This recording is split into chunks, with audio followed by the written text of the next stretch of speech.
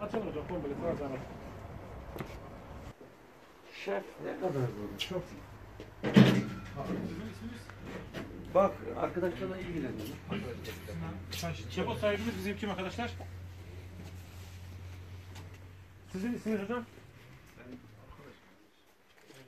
Bu arkadaşım. O ne?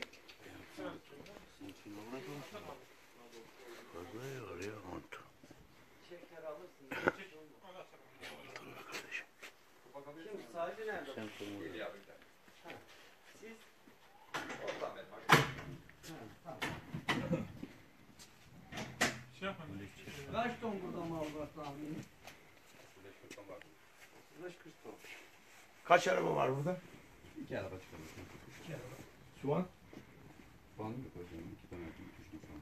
Şey yapın. senin sadece burada depo burada mı? Başka yerde de olduğunu Yok başkanım bizim şeyler göstereyim ben size. Yani ben de depo derken bu olay yanlış anlaşılıyor. Bizim küçük patatesimiz var. Sezonda getiriyoruz küçük belgemiz var. ÇKS belgenin yanında mesela şu an. Arkadaşımızdan da geliyor aslında.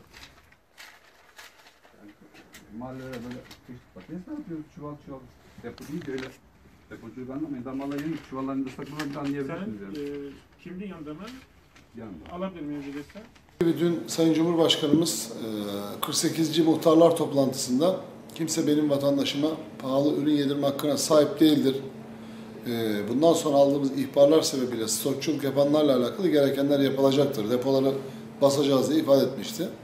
Zaten biz de Büyükşehir Belediyesi olarak denetimlerimizi sürdürüyoruz.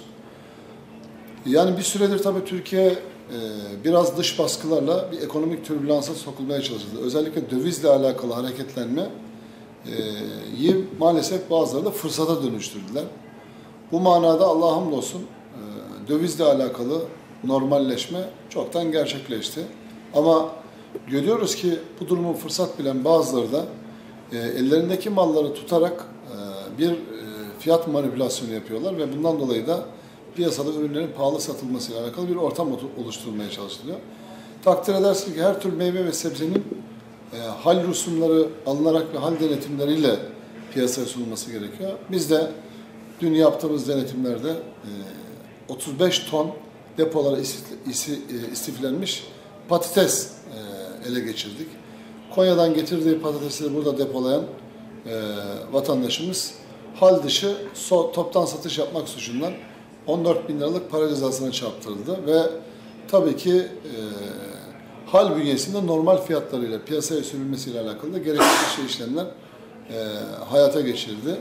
Buradan sakın şöyle bir algı oluşulmasın. Biz kimsenin normal ticari seyrini bozmak durumunda falan değiliz ama takdir edersiniz ki kural ve kaidesinin dışında fırsatçılık oluşturmak, stoklama yaparak bir piyasada fiyat yüksekliğine sebebiyet verme durumuna asla müsaade etmek durumunda değiliz.